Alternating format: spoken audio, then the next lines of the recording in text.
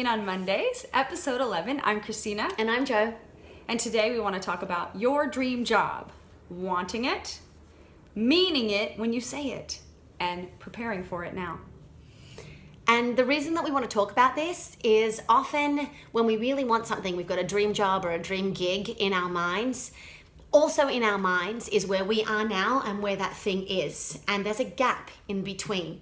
And with that gap, what we often do is hope and wish and dream that the gap will somehow disappear and we'll be in that dream moment, forgetting that that gap's not going anywhere. And in order to shorten the distance between us and the dream job, we've got to take some steps. So true. So when that dream job comes around, if you have prepared, you will have success when the opportunity gets there. Let's just take, for example... Or more chance of success. Right. Because there's never any guarantee. Of course.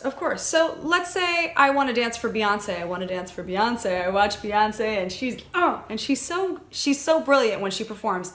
I'm pretty sure that her dancers are mainly jazz funk. It's a sassy sort of jazz funk style. Now I can sit at home and I can watch Beyonce, watch her videos, I can watch her performances, and I can do that for a good year. And then all of a sudden, when the audition comes up, guess what? I'm not going to be ready because I wasn't out taking class. I wasn't preparing myself for that audition. I wasn't getting in every class I could get into to practice my learning skills, to practice my jazz funk skills. So I may have actually blown a really good opportunity because I wasn't prepared. Because you failed to prepare. I didn't. Yeah. And I think the other thing about preparing is participate. There's preparation, there's participation. So while you might not be able to take an exact class with Beyonce's choreographer every day of the week, you can get out there and participate and be taking class.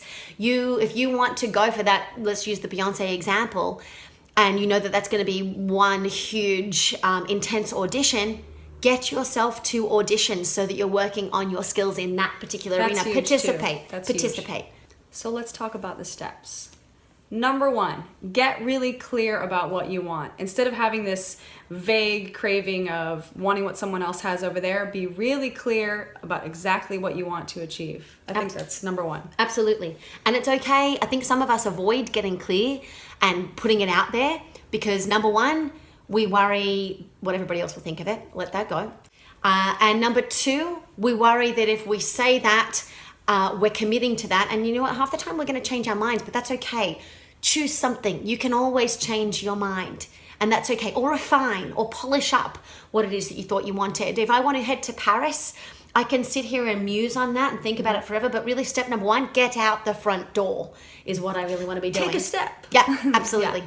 Number two, let those people that have the success you want be your inspiration. So just kind of notice where they are and where you want to be, not in a comparing way or not in a this is what they did, so this is what I need to do, but just to be an inspiration to you. Absolutely. And you can be inspired by the choices that they've made, and no one's saying you got to shed everything you are and jump right on into their skin, and we know that's not going to work anyway. Can't do it. It's not going to work, but you can notice what choices they've made and then apply some of that to yourself.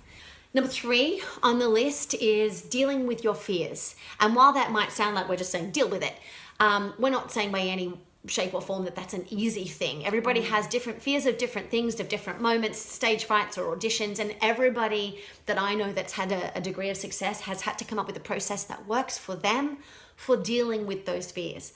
There's a special brand of fear. It's a different type of fear. That shows up when your heart's really invested, you know, the doubts, the question marks.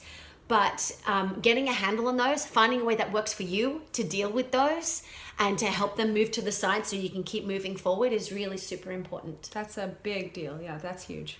Then there's number four.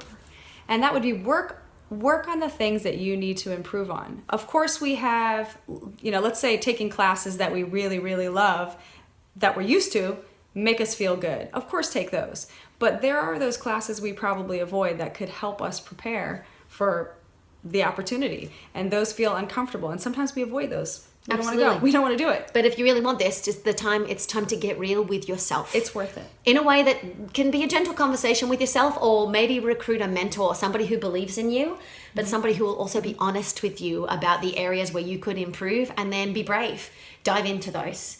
And I think the other thing about working on things is not just working on the things that you need to improve on, but don't get lazy with the things that you think you're already good at. That's why when you go and take ballet class, you'll see prima ballerinas, featured company members in there taking core, basic, fundamental classes to stay connected to the stuff, the foundation that keeps them afloat at the level that they're at. And then there's this last one, number 5. What's one quality that you might need to have in that dream job that you could actually start putting into place or behaving, choosing the behaviors of right now? So if your dream job would mean you have to be, if you think about what it would be like to be in that job working for Beyonce, imagining that life, imagining the discipline it would take to have the nutritional, regimen and schedule, the stamina that you need, the skill in your body, the resilience in your body to be doing that many shows, to be on the road that much. What's a quality? Ask yourself, what's a quality that I would need to have? Would it be discipline? Would it be determination? Would it be focus? Whatever you think it might be, how can you start being that now? So the bottom line is, if you wait till that dream job is right in front of you and you haven't done your preparation, you haven't taken those steps to get yourself ready, participated at a level, you are going to be really annoyed that you weren't ready. So what can you do? You can behave that way right now. You can start taking those steps so that it's not so far from you, that you can behave in a way that it's there already. Start becoming the version of you that fits that dream job right now. That's it. Bye, everybody. Thank you. Bye.